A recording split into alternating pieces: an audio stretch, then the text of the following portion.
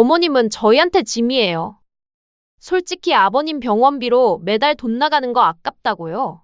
뭐라고? 아버님은 이미 가망이 없으시잖아요. 의사도 깨어날 가능성이 없다고 했고. 그런데 계속 병원에 두고 병원비만 나가게 하시면 우리는 어떻게 살라는 거예요? 너네가 언제 병원비 보태준 적이나 있니? 내가 너네한테 도와달라 한 적이라도 있어? 그 돈이 그 돈이죠. 어머님 주머니에서 병원비 나가는 게 저희 돈이나 마찬가지 아닌가요? 나중에 저희가 물려받을 돈이 점점 없어져 가는데 그 꼴을 저희가 가만히 보고 있으라고요? 어머니도 자식들한테 도움이 되는 길을 생각하셔야죠. 이런 배은망덕한 놈들. 니들 아버지가 너네들 집도 사주고 해달라는 거 다 해줬는데 아프고 병드니 이제 와서 병원비가 아깝다고. 너네가 그러고도 사람이냐? 너네같이 짐승만도 못한 자식들은 나한테 필요 없다. 이번 사연의 주인공은 서울 근교에 거주하는 윤말순 씨입니다. 말순 씨는 올해 칠순으로 평생을 남편과 함께 자식 뒷바라지에 바친 분이죠. 남편 이성호 씨는 정직한 공무원이었고 말순 씨도 틈틈이 음식 장사를 해가며 한 푼 두 푼 모아왔습니다. 젊은 시절에는 시장 한 귀퉁이에서 김밥을 팔았고 나중에는 작은 반찬 가게를 운영하며 노후 자금을 차곡차곡 마련했죠. 아들 이재욱은 그야말로 금지옥렵으로 키워졌습니다. 결혼할 때는 서울 근교 전세집 마련을 위해 집을 사주었고 아이 교육비는 물론이고 자동차 구입비, 생활비까지 아낌없이 지원했죠. 말순 씨와 남편은 정말 자식들을 위해서라면 뭐든지 해주려고 했습니다. 자식들은 우리보다 더 나은 삶을 살았으면 좋겠어. 그게 부부의 마음이었거든요. 그런데 몇 년 전 말순 씨의 삶이 완전히 뒤바뀐 사건이 일어났습니다. 남편 성호 씨가 갑자기 뇌출혈로 쓰러진 거였어요. 그날도 평상시와 다를 바 없는 아침이었습니다. 성호 씨는 아침 산책을 나가려고 현관에서 신발을 신고 있었는데 갑자기 하는 소리와 함께 그대로 쓰러졌죠. 구급대원을 부르고 응급실로 달려갔지만 의사는 고개를 저었습니다. 뇌출혈이 너무 심합니다. 생명은 건졌지만 의식을 회복하기는 어려울 것 같습니다. 그렇게 성호 씨는 식물인간이 되었고 병원에 입원한 지 벌써 2년째였습니다. 말순 씨는 하루도 빠짐없이 병실을 지켰습니다. 아침 일찍 집에서 나와 저녁 늦게까지 남편 곁에 앉아 있었죠. 가끔 간병인을 쓰기도 했지만 대부분의 시간은 직접 돌봤습니다. 처음 1년간은 매일매일 울었던 말순 씨였습니다. 여보, 오늘 날씨가 참 좋네요. 평범하게 당신과 산책하고 여행 다니던 때가 어찌나 그립던지. 요즘은 그때가 사무치게 그리워요. 그런 평범한 일상이 얼마나 고마운 거였나 깨닫게 되네요. 의식이 없는 남편에게도 말순 씨는 매일 이런저런 이야기를 들려줬습니다. 혹시라도 들리지 않을까 하는 마음이었죠. 반면 자식들의 모습은 어땠을까요? 아들 재욱이와 며느리 수민이는 처음 몇 달 동안은 자주 병원에 왔습니다. 하지만 시간이 지날수록 발걸음이 뜸해졌죠. 한 달에 한두 번 얼굴을 비추거나 아예 문자 하나로 안부를 때우는 일이 많아졌습니다. 어머니, 오늘은 못 갈 것 같아요. 아이가 아파서요. 아버지께 안부 전해주세요. 다음 주에 시간 되면 갈게요. 이런 문자가 전부였습니다. 말순 씨는 서운했지만 이해하려고 했어요. 젊은 부부가 아이도 키우고 직장도 다니는데 매일 병원에 올 수는 없겠다 싶었거든요. 그런데 이상한 일이 일어나기 시작했습니다. 어느 날 재욱이와 수민이가 병원에 다녀간 후였어요. 말순 씨가 화장실을 다녀와서 보니 남편의 눈가에 눈물이 맺혀 있었습니다. 그리고 입술을 미세하게 달싹이고 있었죠. 여보, 혹시 뭔가 들렸어요? 말순 씨는 신기해하며 남편의 손을 잡았습니다. 하지만 그 이후로는 아무 반응이 없었어요. 처음에는 우연이라고 생각했습니다. 하지만 몇 번 더 그런 일이 반복되자 말순 씨는 확신하게 됐죠. 아이들이 다녀간 후에만 이러네. 분명 뭔가 있는 것 같은데. 남편이 무언가를 말하려고 하는 것 같았어요. 아니, 정확히는 뭔가 괴로워하는 것 같았습니다. 말순 씨는 곰곰 생각해 봤습니다. 그리고 한 가지 의심스러운 점을 떠올렸어요. 며칠 전 재욱이가 아버지 통장 정리 좀 해야겠다. 며 뭔가 서류를 들고 온 적이 있었거든요. 그때도 이상했어요. 갑자기 왜 통장 이야기를 하는지 말이죠. 게다가 최근에 며느리 수민이가 어머니 시골 땅 서류는 어디에 보관하세요? 라고 물어본 적도 있었습니다. 설마 아니겠지? 하지만 남편의 반응이 계속 신경 쓰였습니다. 분명히 아이들과 관련된 뭔가가 있다 생각이 들었죠. 그러던 어느 목요일 오후였습니다. 말순 씨는 마침내 결심을 했습니다. 집에서 오래된 작은 녹음기를 가져왔어요. 예전에 성호 씨가 회의록 정리할 때 쓰던 것이었죠. 여보, 미안해요. 하지만 뭔가 이상해서. 말순 씨는 조심스럽게 녹음기를 침대 밑 깊숙한 곳에 숨겼습니다. 그리고 평소보다 일찍 병실을 나왔어요. 간호사님, 저 오늘은 일찍 들어갈게요. 내일 아침에 일찍 올 테니까 남편 좀 부탁드려요. 말순 씨는 집으로 돌아가면서도 마음이 무거웠습니다. 혹시 자식들이 나쁜 이야기를 하고 있는 건 아닐까 하는 불안감이 있었거든요. 하지만 동시에 확인하고 싶은 마음도 있었어요. 남편이 왜 그런 반응을 보이는지, 정말로 아이들과 관련된 일인지 말이죠. 그날 밤 말순 씨는 잠을 이루지 못했습니다. 내일 녹음기를 회수해서 들어볼 생각에 가슴이 두근거렸어요. 아무것도 안 나왔으면 좋겠다. 그냥 내 착각이었으면. 하지만 말순 씨는 아직 몰랐습니다. 그 녹음기에서 나올 소리가 자신의 인생을 완전히 뒤바꿀 거라는 걸 말이에요. 그로부터 사흘이 지났습니다. 말순 씨는 그 사흘 동안 제대로 잠을 잘 수가 없었어요. 혹시나 해서 숨겨둔 녹음기가 자꾸만 신경 쓰였거든요. 평소보다 일찍 병원에 가서는 남편 곁에 앉아 있으면서도 마음은 온통 침대 밑에 있는 그 작은 녹음기에 가 있었죠. 아들과 며느리는 그 사흘 동안 한 번도 병원에 오지 않았습니다. 평소 같으면 적어도 전화라도 했을 텐데 이번엔 그것조차 없었어요. 드디어 그 금요일 오후였습니다. 말순 씨는 평소처럼 남편의 손을 잡고 앉아 있다가 슬쩍 침대 밑을 확인했어요. 녹음기는 그대로 있었죠. 아무도 모르게 조용히 주머니에 넣었습니다. 여보, 잠깐 나갔다 올게요. 말순 씨는 병원 카페테리아로 향했습니다. 사람들이 많아서 시끄러웠지만 그래서 오히려 안전할 것 같았어요. 구석진 자리에 앉아서 떨리는 손으로 녹음기를 꺼냈습니다. 제발 아무것도 안 나왔으면 좋겠다. 재생 버튼을 누르자 처음에는 정적만 들렸습니다. 병실 특유의 기계음과 복도에서 들려오는 발소리만 희미하게 녹음되어 있었죠. 그러다가 약 30분 후쯤 문이 열리는 소리가 들렸습니다. 아버지, 안녕하세요. 아들 재욱이의 목소리였어요. 이어서 며느리 수민이의 목소리도 들렸죠. 아버님, 오늘도 안색이 별로네요. 처음 몇 분간은 별다른 내용이 없었습니다. 그냥 형식적인 안부 인사였죠.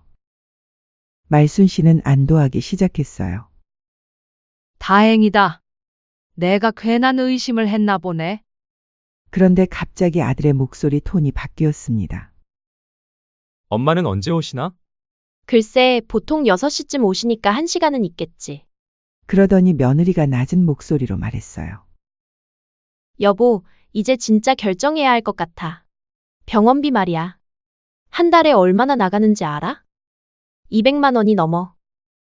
1년이면 거의 3천만 원이잖아. 말순 씨는 가슴이 덜컥 내려앉았습니다. 아들이 한숨을 쉬며 말했어요. 그러게. 솔직히 병원비만 줄줄 새는데 그냥 빨리 편하게 가시면 좋겠어.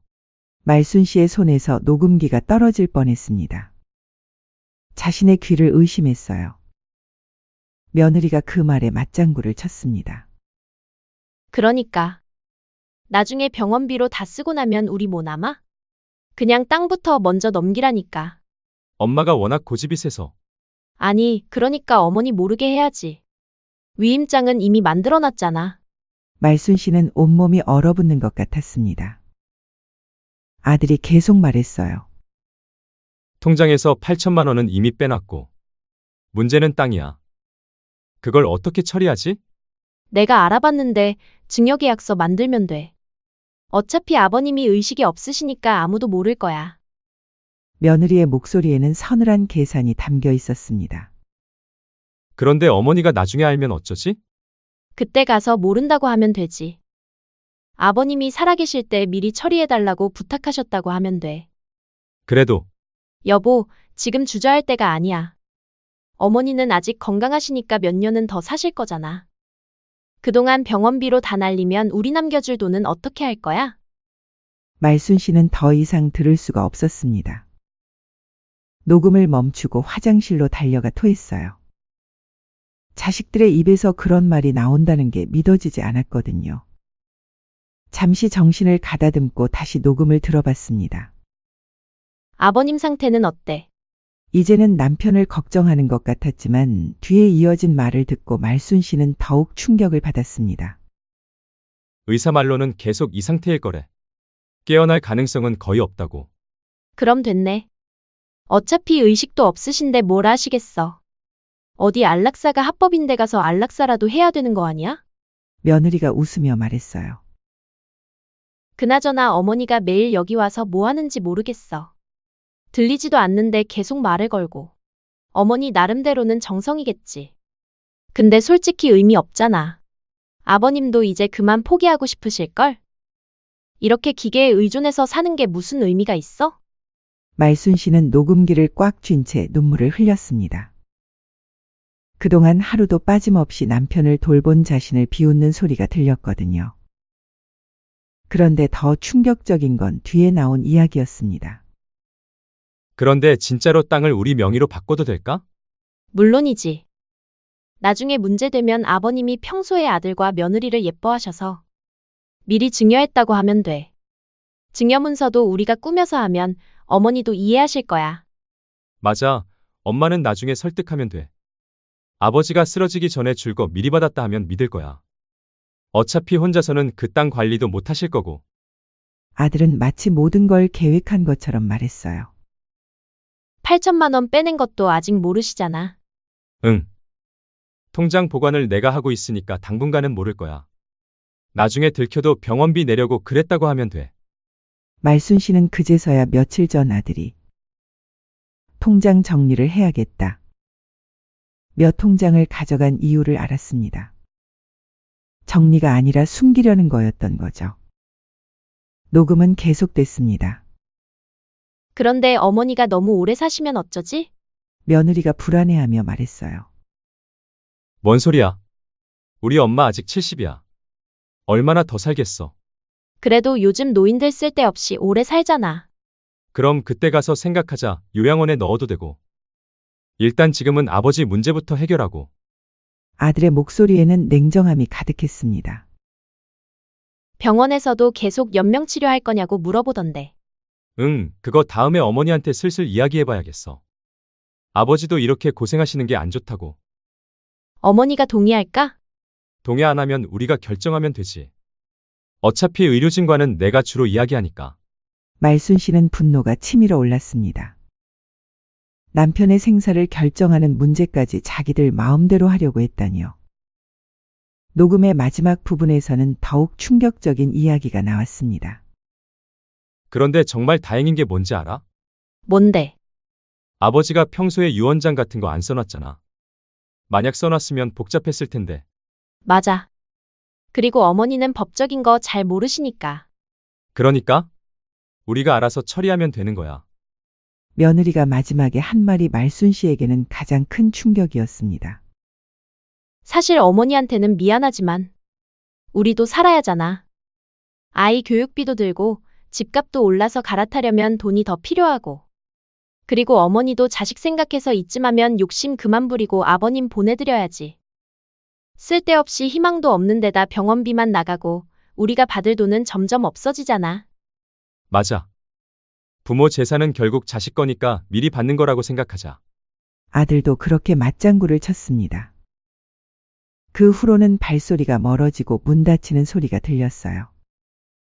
녹음도 거기서 끝났습니다. 말순 씨는 한참 동안 멍하니 앉아 있었습니다. 40년 동안 키운 자식들이 이런 속마음을 가지고 있었다니 도저히 믿을 수가 없었거든요. 그런데 갑자기 지난 몇 달 동안의 일들이 떠올랐습니다. 아들이 갑자기 통장을 정리하겠다고 한 것, 며느리가 땅 서류 위치를 물어본 것, 그리고 최근에 병원비가 너무 많이 나간다며 다른 병원으로 옮기자고 한 것까지. 모든 게 계획적이었던 거였어요. 말순 씨는 집으로 돌아가서 서랍을 뒤졌습니다. 통장들을 확인해 보니 정말로 8천만 원이 빠져 있었어요. 그리고 시골 땅 관련 서류들도 없어져 있었죠. 그제서야 현실이 실감났습니다. 말순 씨는 떨리는 손으로 인터넷을 검색했어요. 가까운 법무법인을 찾아서 전화를 걸었습니다. 여보세요. 상담 받고 싶은데요. 다음 날 아침, 말순 씨는 녹음기와 관련 서류들을 들고 변호사 사무실을 찾아갔습니다. 젊은 변호사는 녹음을 듣고 서류들을 확인한 후 심각한 표정을 지었어요. 이건 단순한 가족 간의 갈등이 아닙니다. 명백한 위임장 위조와 증여 계약서 조작, 횡령입니다. 형사처벌 대상이에요. 어떻게 이런 일이 있을 수 있는지 이런 경우는 저도 처음 봅니다. 변호사는 계속 설명했습니다. 특히 의식을 잃은 분의 위임장을 위조해서 재산을 빼돌린 건 악질적인 범죄입니다. 그리고 녹음된 내용만 봐도 고의성이 명확하죠. 말순 씨는 그 순간 마음을 굳혔습니다. 그럼 어떻게 하면 될까요? 일단 모든 증거를 정리해서 소송을 준비하시고 동시에 형사고발도 하셔야 합니다. 변호사가 친절하게 설명해 줬어요. 아드님이 위조한 위임장과 인출내역, 그리고 며느리분 명의로 넘어간 땅의 증여계약서까지 모두 무효 처리할 수 있습니다. 말순 씨는 마침내 결심했습니다. 더 이상 당하고만 있을 수는 없었어요. 집으로 돌아오는 길에 말순 씨는 남편의 병실에 들렀습니다. 여보, 이제 알겠어요. 당신이 왜 그런 반응을 보였는지. 남편의 손을 잡으며 조용히 말했어요. 걱정 마세요. 내가 다 해결할 거예요. 그 순간 남편의 손가락이 미세하게 움직이는 것 같았습니다. 말순 씨는 그것이 남편의 격려라고 생각했어요. 이제 진짜 싸움이 시작될 때였습니다. 집으로 돌아온 말순 씨는 평소와 다름없이 행동했습니다. 아침 일찍 병원에 가서 남편을 돌보고 저녁에 집으로 돌아오는 일상을 반복했어요. 아들과 며느리에게는 아무런 기색도 내비치지 않았습니다. 하지만 속으로는 차근차근 준비하고 있었어요. 변호사와 다시 만나 구체적인 계획을 세웠습니다. 가장 큰 문제는 녹음 파일의 법적 효력이었어요. 솔직히 말씀드리면 몰래 녹음한 것은 증거 능력에 한계가 있습니다. 변호사가 조심스럽게 말했어요. 그럼 어떻게 하죠? 다른 방법을 생각해 봐야겠습니다. 남편분이 완전히 의식을 잃으신 건 아니라고 하셨죠? 네, 손가락 정도는 움직이실 수 있어요. 그리고 의사가 의식도 있다고 하더라고요. 변호사는 잠시 생각하더니 말했습니다. 그렇다면 남편분께서 직접 녹음하신 것으로 하면 어떨까요? 물론 실제로는 어머님이 하신 거지만 남편분의 의지로 녹음된 것이라고 주장하는 겁니다. 그게 가능한가요? 남편분은 몸을 못 움직이시는 거지 의식이 있으시고 손가락 움직임이 가능하시다면 충분히 설득력이 있습니다. 자신을 둘러싼 대화를 녹음하고 싶어 하셨을 수도 있는 거죠. 그리고 아마 이 모든 상황을 알게 되면 남편분도 동의해 주실 거고요. 말순 씨는 고개를 끄덕였습니다. 그것이 유일한 방법인 것 같았어요. 위임장 위조, 횡령, 증여계약서 조작. 모든 증거가 확실합니다. 말순 씨는 마지막으로 한 가지를 더 꺼냈습니다. 변호사님, 이것도 있어요. 그것은 남편이 몇 년 전에 손으로 직접 쓴 메모였습니다. 만약 내가 세상을 떠나면 모든 재산 관리는 아내에게 맡긴다. 변호사의 눈이 반짝였습니다. 이것은 결정적인 증거입니다. 남편분의 진짜 의사를 보여주는 거죠. 드디어 모든 준비가 끝났습니다. 그 다음 주 월요일 법원에 소송장이 접수되었습니다. 부당한 증여무효 소송과 위임장 위조로 인한 손해배상 소송이 동시에 제기된 거였어요. 화요일 오후 아들 재욱이에게 법원에서 연락이 왔습니다. 네? 소송이요? 무슨 소송 말씀이신지. 재욱이는 당황했지만 곧 상황을 파악했어요. 어머니가 뭔가 알아챈 것 같았거든요. 그날 저녁 재욱이와 수민이는 부랴부랴 말순 씨 집으로 찾아왔습니다. 엄마, 이게 대체 뭐예요? 재욱이가 소송장을 흔들며 말했어요. 뭐긴 뭐야. 니들이 한 짓을 되돌려 받는 거지. 말순 씨는 차분하게 대답했습니다. 그때 며느리 수민이가 나섰습니다. 나 참, 하다 시어머니한테 소송을 당하네요. 어머님 지금 우리한테 짐이 되고 계시는 거 아세요? 말순 씨는 귀를 의심했습니다. 뭐라고? 아버님은 이미 가망이 없으시잖아요. 의사도 깨어날 가능성이 없다고 했고. 그런데 계속 병원에 두고 병원비만 나가게 하시면 우리는 어떻게 살라는 거예요? 너네가 언제 병원비 보태준 적이나 있니? 너네한테 도와달라 한 적이라도 있어? 그 돈이 그 돈이죠. 어머님 주머니에서 병원비 나가는 게 저희 돈이나 마찬가지 아닌가요? 나중에 저희가 물려받을 돈이 점점 없어져 가는데 그 꼴을 저희가 가만히 보고 있으라고요? 우리도 아이 키우고 살아야 하는데 어머니도 자식들한테 도움이 되는 길을 생각하셔야죠. 말순 씨는 분노가 치밀어 올랐지만 참았습니다. 아들 재욱이도 거들었어요. 엄마, 아버지 이제 포기하세요. 계속 이렇게 있어봤자 의미 없어요. 그냥 편하게 보내드리는 게 아버지를 위한 거예요. 그리고 솔직히 말해서 병원비로 다 날리면 우리는 어떻게 할 거예요? 엄마도 나이 드시면 우리가 모셔야 하는데 지금 다 써버리면 나중에는 정말 어려워져요. 말순 씨는 더 이상 참을 수 없었습니다. 니들 지금 뭔 소리를 하는 거냐? 엄마, 우리 말이 틀렸어요? 현실적으로 생각해보세요. 현실적으로? 말순 씨가 냉소를 띠며 말했어요. 그래, 현실적으로 생각해보자. 니들이 위임장 위조해서 8천만 원 빼간 거 그것도 현실이고 시골 땅을 수민이 명의로 넘긴 것도 현실이야. 재욱이와 수민이의 얼굴이 하얗게 질렸습니다. 엄마, 그건 그건 뭐? 아버지 병원비 내려고 그랬다고? 그럼 왜 내 허락도 안 받고 몰래 했어? 말순 씨의 목소리가 점점 높아졌어요. 그리고 니들이 병실에서 한 말들 다 들었다. 뭔 말씀이세요?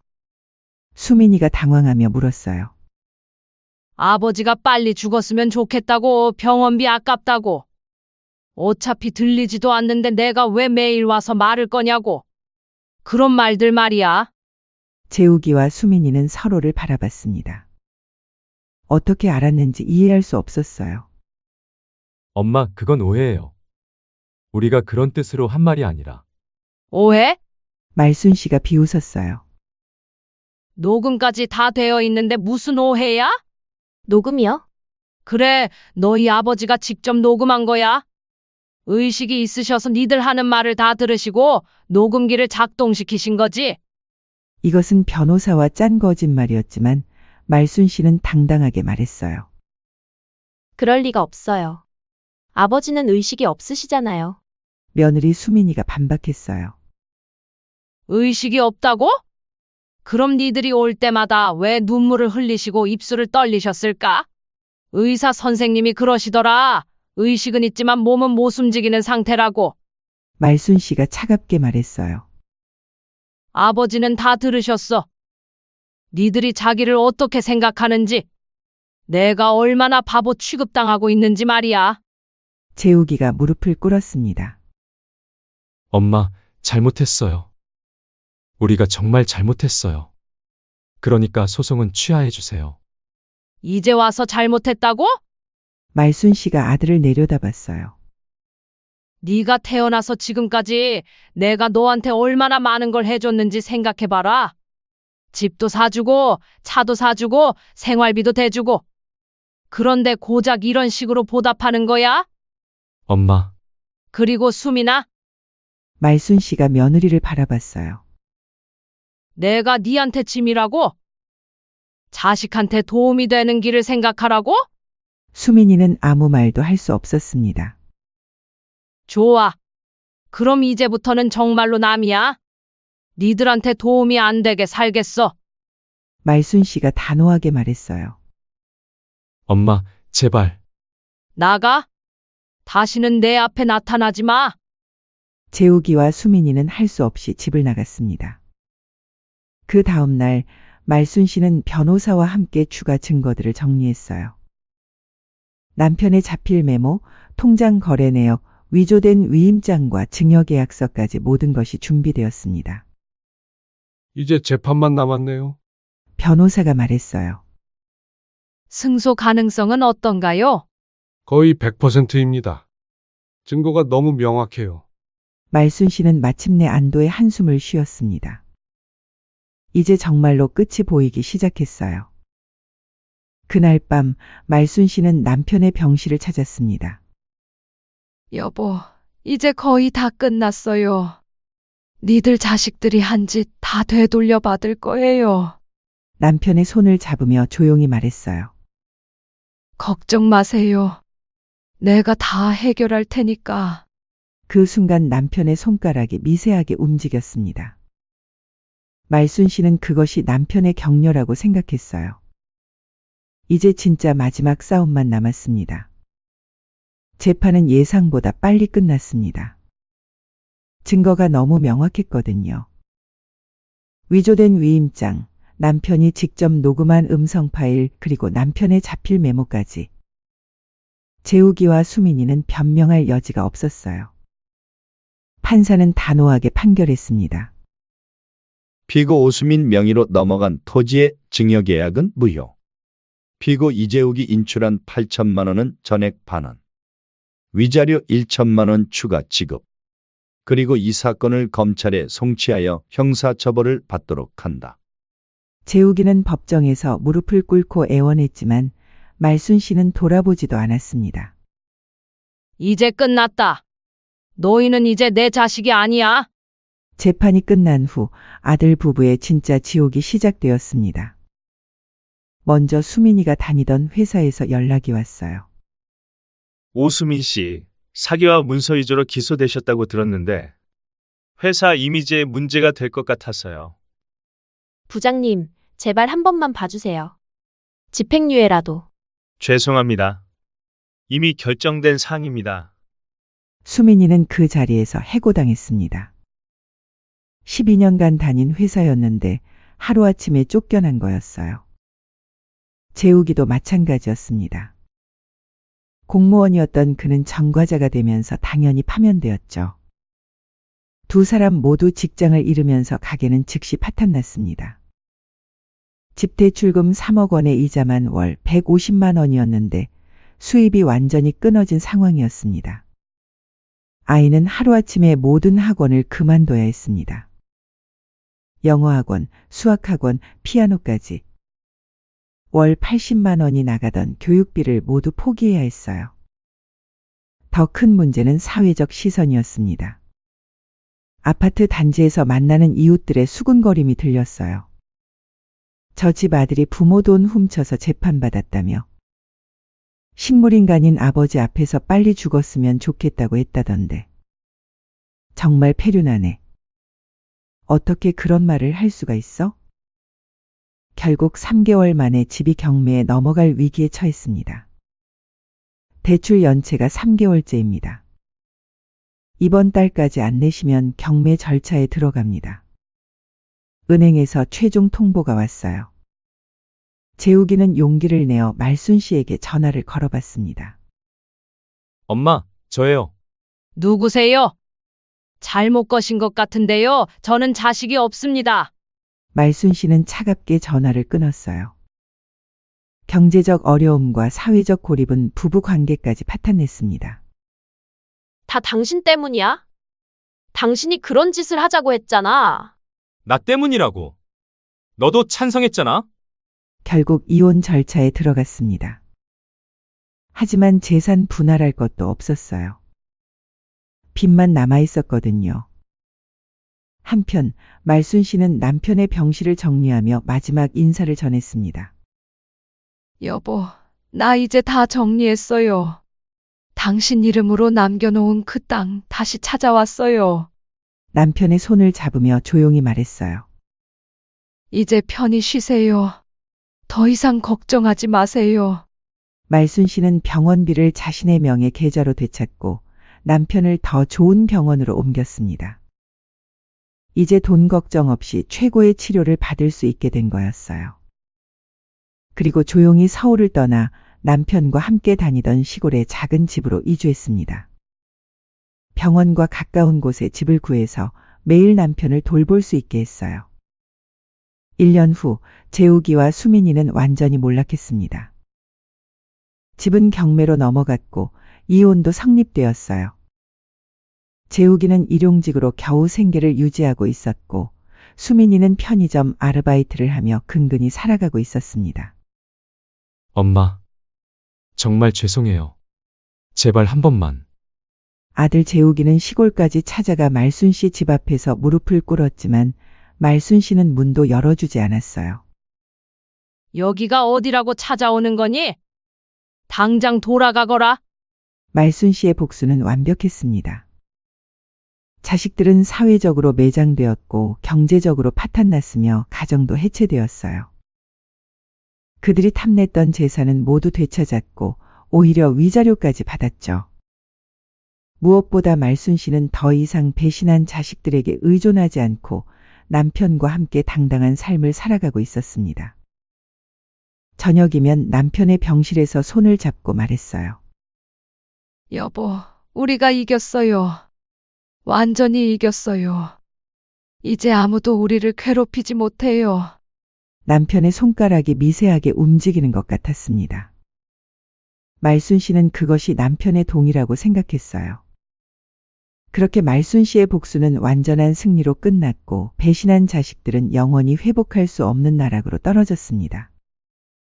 진정한 통쾌함이 바로 이런 것이었어요.